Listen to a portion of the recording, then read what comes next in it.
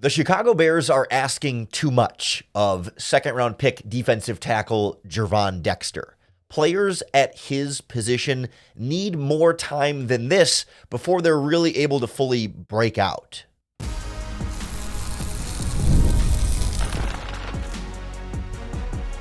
You are Locked On Bears, your daily Chicago Bears podcast. Part of the Locked On Podcast Network, your team every day. This is Locked On Bears, and I'm your host, Lauren Cox. I'm here to bring you your daily, in-depth Chicago Bears news and analysis. You can follow me on Twitter at CoxSports1. You can follow the podcast at Locked On Bears on all of your favorite social media platforms, including the Locked On Bears YouTube channel, where you can keep up with all of our video podcasts as well. Thanks for making Locked On Bears your first listen today. We're part of the Locked On Podcast Network, your team every day. Today's episode is brought to you by FanDuel Sportsbook. Make every moment more. Right now, FanDuel is hooking up all customers with a boost or a bonus daily, so there's something for everyone every day all summer long. Visit FanDuel.com/lockedon to get started.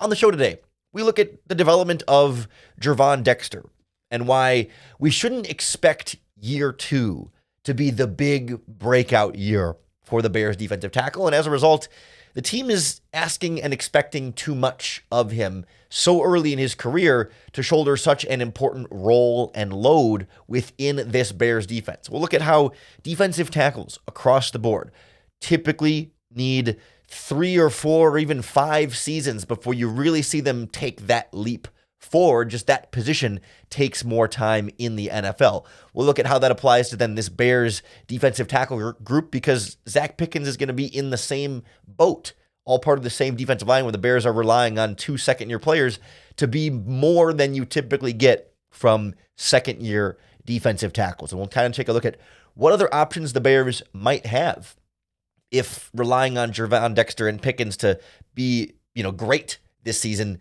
isn't so realistic for this team.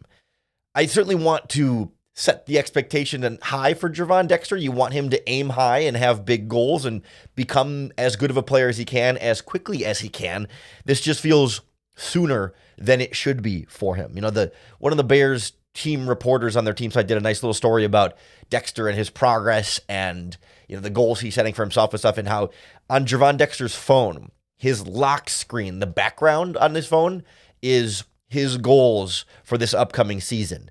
And it's just like a notes app, right? He wrote out, 8+, it says 24 goals, 8+ sacks, 15+ tackles for loss, Pro Bowl, All Pro. And I certainly like the idea of wanting to aim high and striving for greatness, but none of those 4 goals feels realistic for Gervon Dexter at this stage of his career, given how raw of a player he was coming out of Florida, how much the Bears had to do to kind of rebuild his mechanics, and just where he is in that process right now. I mean, we don't even need to spend a ton of time on like those goals specifically, but do you know how many players had 15+ tackles for loss last season? Actually, it was 15. 15 players had 15 or more tackles for loss. Do you know how many of them were defensive tackles like Gervon Dexter? 1. You might have heard of Aaron Donald. He's the only defensive tackle in football that last season to have 15 or more tackles for loss on the season. That just doesn't feel like a realistic expectation for year 2 of Gervon Dexter to do what only Aaron Donald did last season. I mean, Montez Sweat had 14 last year. You know what I mean? He had the best season of his career, and he only had 14. There weren't even very many defensive tackles that broke the 8 sack number. Aaron Donald had 8 sacks last season. That's the number that Gervon Dexter is setting for himself. And I've seen Bears fans on social media say, all right, 8 sacks for Gervon Dexter. He's going to have a big year. It's like, let's slow way down here and not put so much on him, because defensive tackles take time before they can really get to their prime, adjustment to the NFL. You look at some of the other prominent younger 3-technique defensive tackles around the NFL, and it takes them all a minimum of 3 seasons, some 4, some 5, before you really see them start to hit, their peak or their sort of full potential in the league, right? Like I went and looked some stats for a few different guys, and look just at the sack numbers for a minute here, even though it's not a perfect measurement, but for all these guys, the pressures and the hits and the hurries aligned with these flows generally. But like Justin Madubuike had 13 sacks this year for the Baltimore Ravens. I think he led all defensive tackles in sacks this season. 13. Last year, he had 5.5. 2 years ago, he had 2, and his rookie season had 1. So like his first year, he had 1 sack. His second year, he had 2 sacks. His third year, he had 5.5. And then now in year 4, he makes the big jump to 13. Or you look at Christian Wilkins of the Miami Dolphins, someone a lot of Chicago Bears fans wanted this team to sign in for agency this year. His rookie season, 2 sacks. His second year, 1.5. Then 3.5. Then 4.5. And now in year 5, Christian Wilkins just had his big breakout season with 9 sacks and got paid a bunch of money. But it took him 5 seasons before he really took that big step forward to this, 8+ sack number that now Gervon Dexter is aiming for in year 2. You know what I mean? Like, look at Dexter Lawrence, who's getting praised as maybe the best defensive tackle in football, not named Aaron Donald. Year 1, 2.5 sacks, then had 4, then 2.5. And then in year 4, he gets to 7.5 sacks. Jeffrey Simmons of the Titans didn't get to 8 sacks until year 3. Even Chris Jones from the Kansas City Chiefs, and again, one of the best players in this position. First year, 2 sacks. Second year, 6.5. So obviously like a step forward, and then year 3 had 15.5. But like even the really, really good defensive tackles, like they're not getting 8+ sacks in year 2. You just don't see, unless you're Aaron Donald did, but like unless you're actually Aaron Donald, you don't see young defensive tackles have the type of production that early that we keep talking about for Gervon Dexter. It doesn't mean he can't get there. It doesn't mean he won't eventually be an 8-sack guy.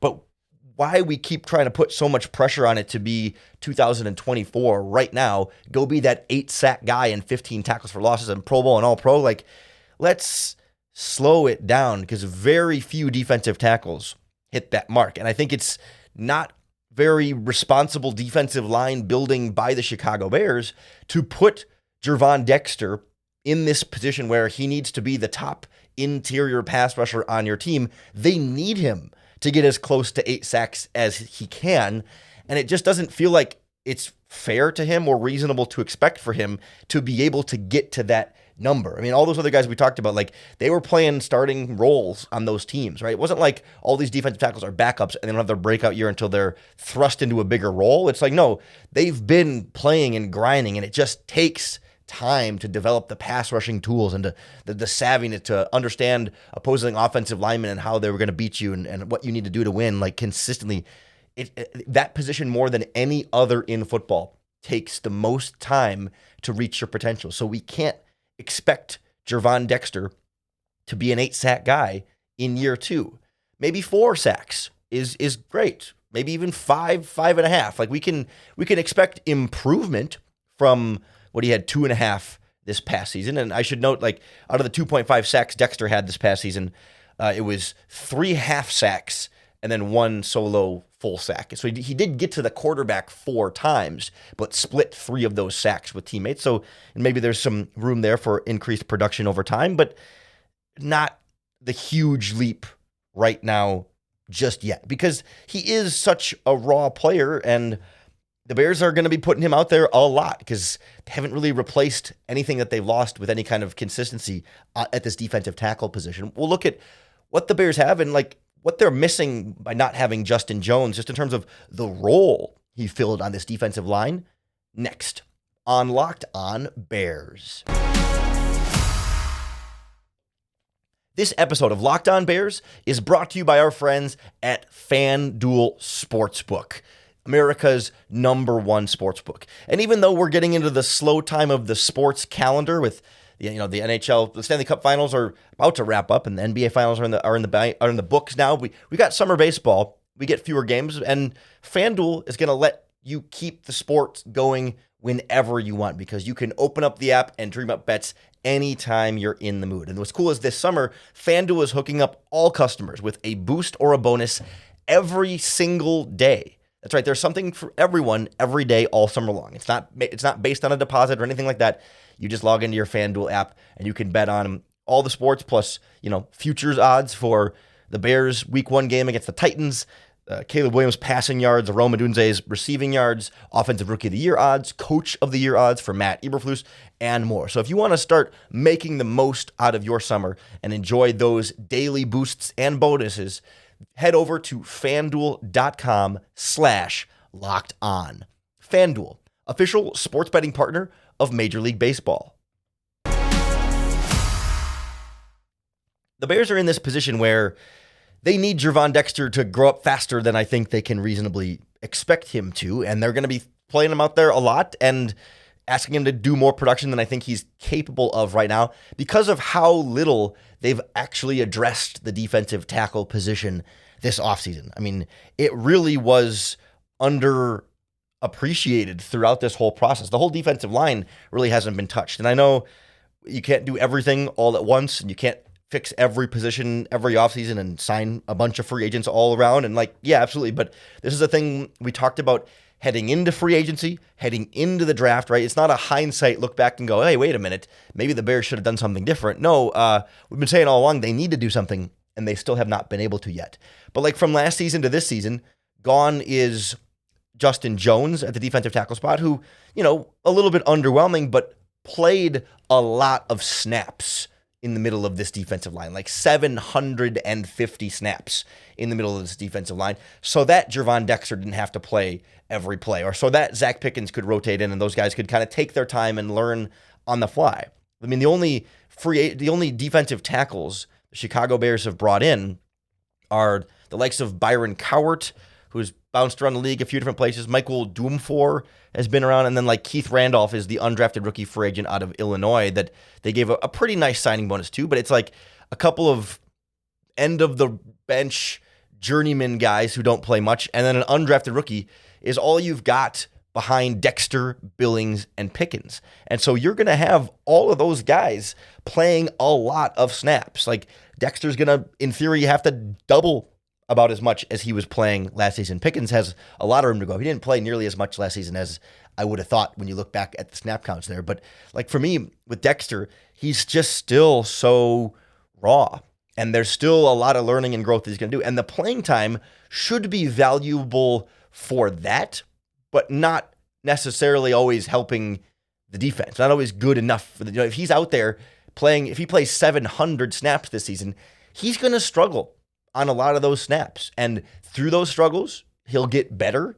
And, in the long run, will improve as he, tries to keep up with veteran guards and centers across from him for play after play after play when they've just got his number and he's having trouble, keeping the pad level where it needs to be or getting out of his stance quick enough or getting the hands in quickly or, whatever the technique is that he's working on in that moment.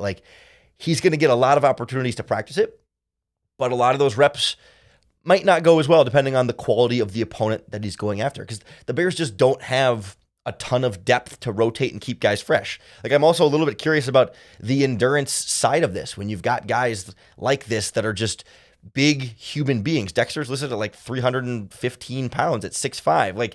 Does he have the kind of endurance and stamina to play 60 snaps a game or whatever the math ends up being? That's probably a little bit high of an estimation. I don't know how to divide.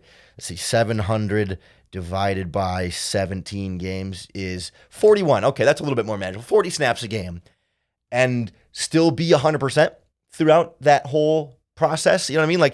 It's one thing to be out there a bunch and getting reps in, but if you're gassed, are you really developing and growing that much by trying to practice these reps when you're out of breath? Because, okay, you're going to take him out and put Byron Cowart and Michael Doomfor or an undrafted rookie free agent Keith Randolph in there. Those snaps might not go so well for your defense either. So how they try and balance this, to me, is really going to be critical to what this defensive line does. Because we talked about those, the slow buildup of production for the other defensive tackles. We talked about it in terms of sacks, right? Pass rush is obviously kind of the important thing that we're focused on here. But all those plays in the running game are a lot of work for defensive tackles. And those wear you out and wear you down. And it's a lot of just physicality, car crash over and over and over. That's hard for these players to then be explosive on the on their 35th snap when they've been playing 6 straight plays on a drive or whatever, because there's just not a lot of good depth to rotate out and get him back in, because the quality of play is going to drop off to these players that are barely, borderline NFL rosterable players. So to me, it's really a difficult spot for Dexter. And I wonder how this is going to play out. Like, if he struggles, then does the defense as a whole struggle? And you get this sort of doubling effect of like, we're trying to be patient with Dexter, and he is learning and getting better, but like not fast enough. And the Bears need more a defensive tackle, and they're not getting an interior push at all. And maybe opposing teams are running it up the middle a little bit better because Justin Jones was not, Justin Jones never had big sack numbers, but he was reliable in the running game. Like, this is not to be a pro Justin Jones podcast today, but like, he played a lot of snaps, and the Bears had the number one run D in the NFL for a lot of last season. Like, there's a correlation there between one of the defensive tackles who was here, who played a bunch, and things going well when he was on the field. Like, you are missing some of that. And Dexter's big, but it's big and fast and strong has never been the problem with him.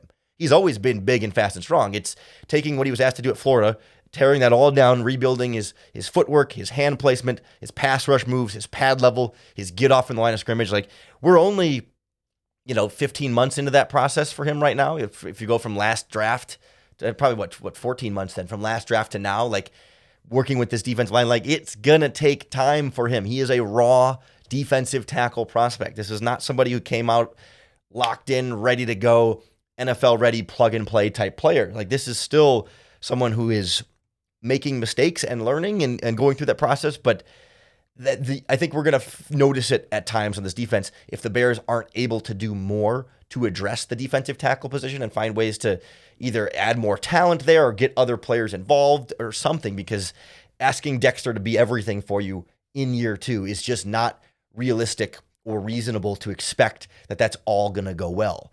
The problem is, you look at the free agent market for defensive tackles right now, it's empty. I mean, there is not anything close to consistent talent available on the market. So then what can you do? Well, we'll look at what the Bears' options are and how, maybe a combination of a couple things might be able to piece together something close to a decent defensive tackle group, but a lot easier said than done. Next on Locked On Bears.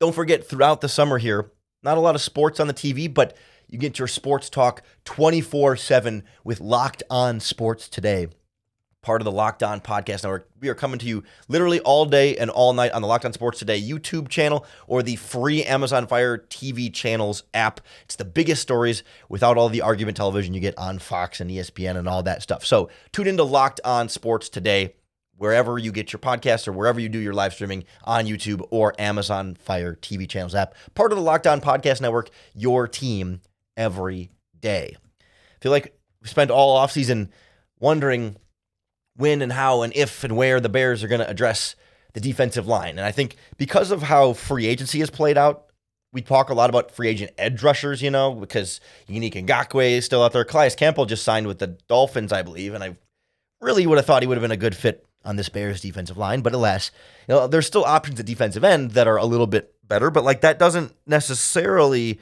solve the defensive tackle question here surrounding Gervon Dexter. There are a couple of players out there as free agent defensive tackles, but it's really a desperate list.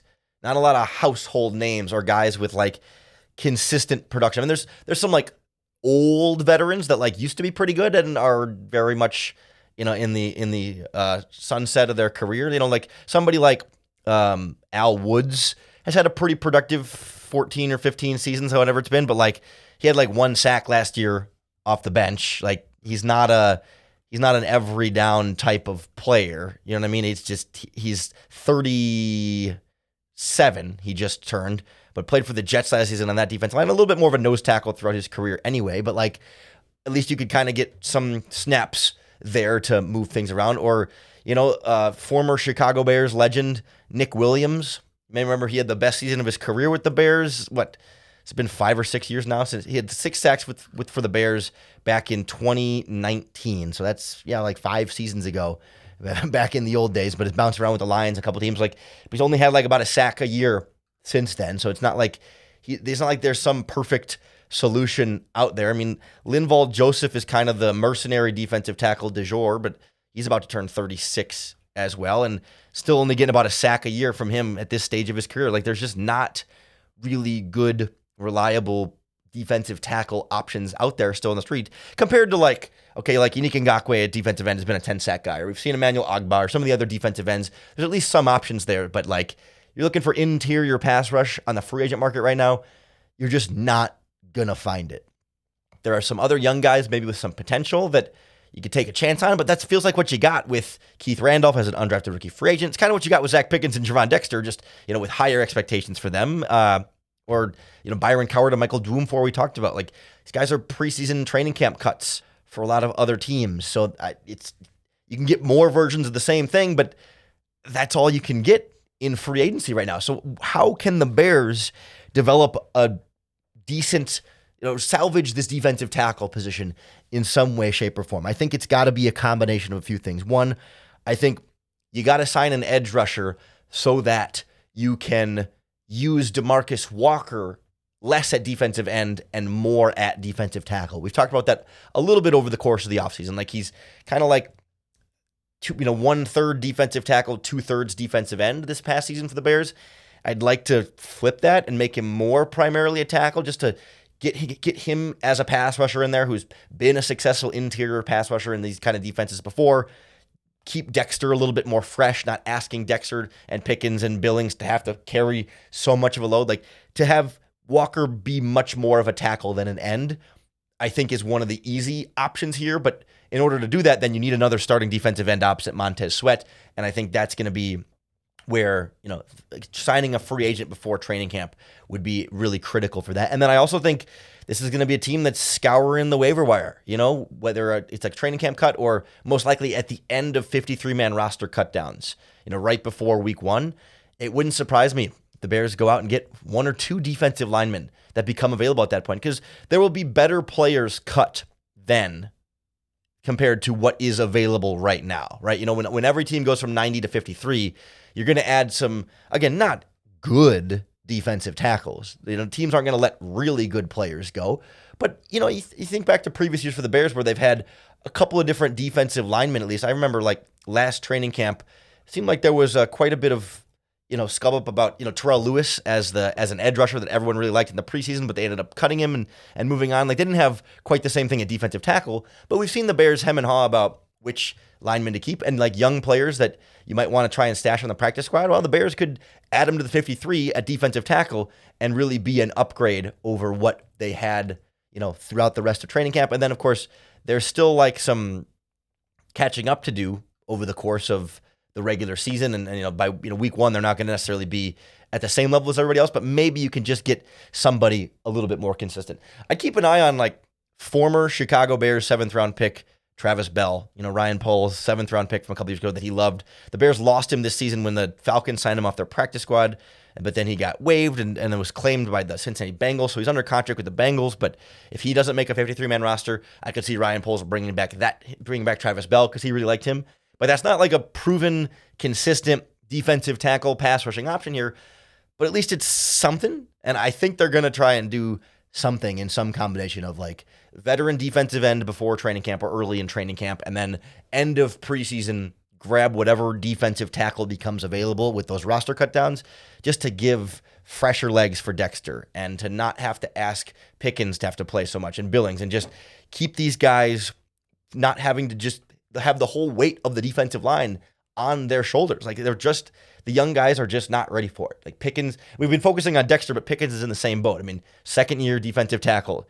It's year 3 at the earliest, but sometimes year 4 and year 5 before Pickens is going to be where he's at. And maybe one of them can take a slightly faster step forward than the other, but certainly not both. Like, the odds of both of these guys jumping up and both being huge sack production numbers are just not realistic to expect. And I don't think it's very realistic to expect either one to have a big jump forward. Again, 4 or 5 sacks for Dexter, that's great. That should be the goal, right? Like, that should be what's on his phone lock screen. It shouldn't say 8 sacks and 10 tackles for losses. 15 tackles for losses. It should say 4 sacks and 8 tackles for losses. And we can get rid of, Pro Bowl and All Pro isn't, okay, like those are fine to aim for, I suppose. But like, I just really want to make sure we slow down with him because it's just not. This is not how defensive tackles develop. Other positions, sure. You know what I mean? Like, we can start to look for Tyreek Stevenson to make that big year 2 jump, right? Like, cornerbacks can make that kind of movement. You know, I'm trying to think of, you know, maybe not Tyler Scott, but other young players. Darnell Wright, you know, year 2 at offensive tackle. Like, yeah, these kind of things can move forward a little bit quicker. Or some of the guys entering year 3, Kyler Gordon, take a step forward. Jaquan Brisker, absolutely. But, like, defensive tackle, for some reason, it's just a different animal in the NFL. And for Dexter, I hope the Bears are able to give him more patience when it's all said and done and not throw him in the fire and have him maybe drown a little bit trying to tread water in with the big boys in a major role on this defensive line. I'd love to hear your confidence level in Gervon Dexter or what you think the Bears should do at defensive tackle. Let us know in the comments here on the Locked On Bears YouTube channel, or you can tweet us at Locked On Bears or post in the Locked On Bears Facebook group. However you do it, just make sure you hit that subscribe button on YouTube or wherever you listen to the podcast, because that's going to be the best way to keep up with all of our daily, in-depth Chicago Bears news and analysis. Thanks for making Locked On Bears your first listen today. We're part of the Locked On Podcast Network, your team every day. Although admittedly, we're in the slowest part of the offseason, so we're not 5 days a week right now. Trying to keep it to 3 at a minimum and shooting for 4 most weeks. But once we get back to training camp, which is like less than a month away, we'll be right back to a full 5 days a week, making sure that you are ready throughout any and all training camp updates for the preseason games. And before you know it, we'll have regular season Bears football on our TVs on Sunday soon. So I hope you're excited about it. I hope you're fired up about this team. And I hope that every episode of the Locked On Bears podcast gives you another opportunity to bear down.